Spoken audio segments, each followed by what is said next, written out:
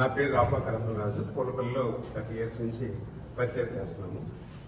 సంఘం అంటే సువార్త లేని ప్రాంతాల్లోకి వెళ్ళి ఒక్కొక్క కుటుంబాన్ని చూసి వాళ్ళ దేవుని యొక్క వాక్యాన్ని చెప్పి వాళ్ళని సంఘంలోకి నడిపించి బాప్టిస్టులోకి నడిపించి ఆ విధంగా సమకూడితే సంఘం అవుతుంది. అటువంటి వాళ్ళు నడిపించుకోవచ్చు.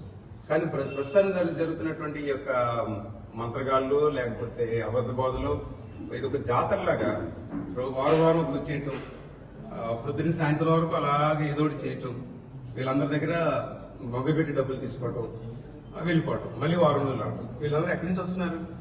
వేరే వేరే సంఘాల్లోంచి సంవత్సరాల తరబడి పరిచయం చేసినటువంటి వాళ్ళ సంఘాల్లోంచి ఒక్కొక్కరిని వచ్చి కూర్చోబెడుతున్నారు. దానివల్ల ఏమవుతుందంటే రెగ్యులర్గా వెళ్ళినటువంటి చర్చెస్ లో ఉన్నటువంటి విశ్వాసులు పర్వాలేదులే మనం అక్కడ గురువారం వెళ్ళాం కదా ఆదివారంతో పని ఉంది అని వాళ్ళు క్రమం చెప్తున్నారు. రెండోది ఏంటంటే వాళ్ళు వాక్యాన్ని బోధించుకోకుండా భ్రమ కల్పిస్తున్నారు. ఏదో మీకు అది కలిసి వస్తుంది ఇది కలిసి వస్తుందని భ్రమ కల్పిస్తున్నారు. సాధారణంగా మానవ నైజం ఏంటంటే భ్రమ ఉంటే తొందరగా అట్రాక్ట్ అయిపోతుంటారు. ఆ విధంగా అట్రాక్ట్ చేసి కేవలం డబ్బు సంపాదించడానికి ఆలోచనే తప్ప ఆత్మను రక్షిద్దాం, ఒక సంఘానికి అర్థం ఉన్నటువంటి ఆలోచన లేదు. ఇప్పుడు పాలకొల్లు ఉందనుకోండి, కేరళ నుంచి వచ్చి పరిచయం చేస్తున్నారు, మద్రాసు నుంచి వచ్చి సంఘాలు ఉన్నాయి, చాలా మంది ఉన్నారు మన పాలకొల్లు చుట్టూ అనేక ప్రాంతాల్లో. కేరళ నుంచి వచ్చినటువంటి సేవకులు ఉన్నారు, వాళ్ళు సంవత్సరాల తరబడి ఇక్కడ సంఘాలను ప్రారంభించి పరిచయం చేస్తున్నారు. కాబట్టి సువార్త అన్నటువంటిది ప్రపంచంలో ఎక్కడికైనా వెళ్ళొచ్చు. దేవుడికి ప్రభు ఆయా ఆజ్ఞించారు, సర్వలోకానికి వెళ్ళొచ్చు, సర్వశ్రేష్ఠ సువార్త ప్రకటించవచ్చు. సువార్త ప్రకటిస్తే అభ్యంతరకరం ఎవరికి లేదండి. వాళ్ళు వచ్చి 2 రోజులు 3 రోజులు వాక్యం చెప్పుకుని ఒక సంఘాన్ని కట్టి ఆ సంఘం ద్వారా పరిచయం చేస్తూ అప్పుడప్పుడు పెద్దవాళ్ళు వచ్చి ఆ సంఘాన్ని బలపరుస్తుంటే సరిపోతుంది. కానీ వీళ్ళు మాత్రం వాళ్ళకి సంఘం ఉండదు, ప్రజలు ఉండరు, ఎవరు ఉండరు. భ్రమ కల్పించేసరికి పొలవమండి వెళ్ళిపోతున్నారు. ఈ బట్టల షాపులు కొత్తగా 100 రూపాయలకి ఇస్తామంటే రోడ్డు పెట్టి వెళ్ళిపోతుంటారు సార్, అట్లాగే వెళ్ళిపోతున్నారు. అలా వెళ్ళిపోయి ఏమవుతుందంటే ఈ సంఘం గలిబిలవుతుంది. వాళ్ళ యొక్క ఉద్దేశం ఏంటంటే కేవలం డబ్బులు సంపాదించడమే. ఒక తీర్థం, ఇది క్రైస్తవ తీర్థం అనమాట. ఈ తీర్థమే తప్ప ఆరాధన కాదు. దీనికి ఒక క్రమం లేదు, ఏం లేదు. పొద్దు నుంచి వస్తూనే ఉంటారు. ఎవరికో తోచినాడు కూడా అటువంటి ఇస్తున్నాడు, లేదా ఒకడు 5 రూపాయలు ఇస్తున్నాడు, ఒకడు ఏమో నెత్తిని నూనె పోస్తున్నాడు, ఇంకొకడేమో హ్యాండ్ కర్చీఫ్ పెడతాడు. వాడు ఏదో ఒకటి పెట్టేసరికి ప్రజలు ఏదో జరిగిపోతుంది అన్నటువంటిది.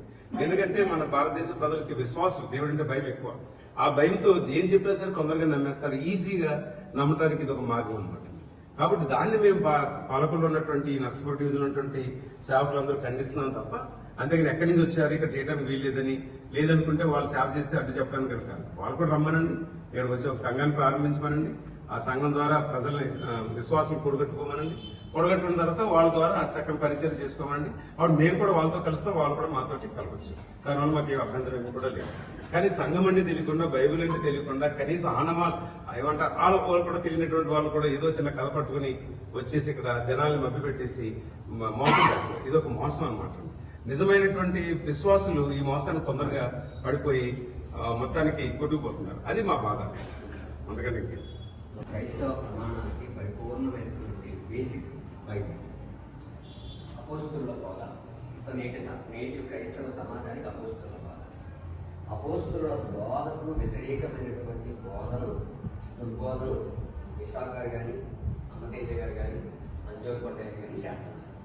దానిని మేము సత్యవాక్యుల సంబంధులుగా పాలకొల్లులో ఉన్నటువంటి తెలుగు క్రైస్తవ సంఘాల పరిరక్షణ సమితి ద్వారా నరసాపురం డివిజన్లో ఉన్నటువంటి సేవకులందరూ కూడా ఈ దుర్బోధను ఖండిస్తూ రేపు శుక్రవారం జరిగేటువంటి 5వ తారీఖు ప్రార్థనని ఖచ్చితంగా అడ్డుకుంటామనేటువంటి సంగతిని మేము ఈ వీడియో ముఖంగా తెలియజేస్తాం.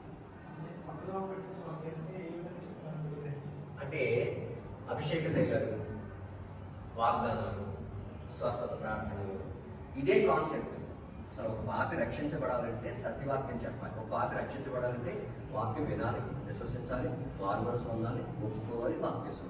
తద్వారా ప్రతి ఆదివారం ఆరాధన కార్యక్రమంలో పాల్గొని సత్యవాక్యం చేత వారు పెంచబడాలి.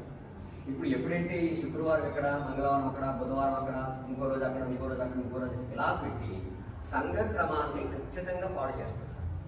ఆదివారం ఆరాధనకు వచ్చేటువంటి వారికి గలిబిలి కలిగిస్తారు. ఆదివారంతో పని ఉంటే మనం శుక్రవారం ఎక్కడికి వెళ్ళొచ్చు, మంగళవారం అక్కడికి వెళ్ళొచ్చు, బుధవారం ఎక్కడికి వెళ్ళొచ్చు, గురువారం ఎక్కడికి వెళ్ళొచ్చు అనేటువంటిది ఖచ్చితంగా వీళ్ళు సంఘాలను గలిబిలి చేసి చేస్తున్నటువంటి దుర్బోధం.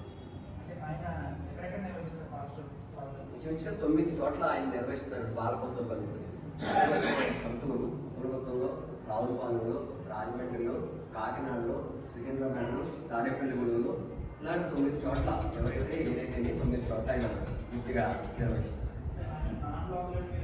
అసలు నాన్ లోపల ఇంకొకటి అనేటువంటి భేదం మాకు ఏమాత్రం లేదు.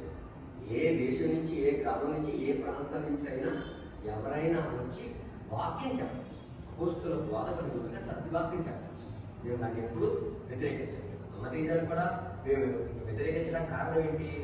ఆయన అట్టుపళ్ళు ఇస్తాడు, యాభై పళ్ళు ఇస్తాడు, వేరు పెట్టి పిలుస్తాడు, పెద్ద నూనె పోస్తాడు, మీకు ఈ అట్టుపడి తింటే గర్భం వస్తుంది అని చెప్తున్నారని మేము వ్యతిరేకించలేదు. అంతేగాని ఆయన ఏమంటున్నాడంటే ప్రాంతీయ భేదం మాకు సృష్టించారు. ప్రాంతీయ భేదం పాలకొల్లు పరిసర ప్రాంతాలు ఉన్నటువంటి ఎవరికి లేదు. ఎందుకు లేదంటే పాలకొల్లు సువార్త రావడానికి 250 సంవత్సరాల క్రితమే వేరే దేశాల్లో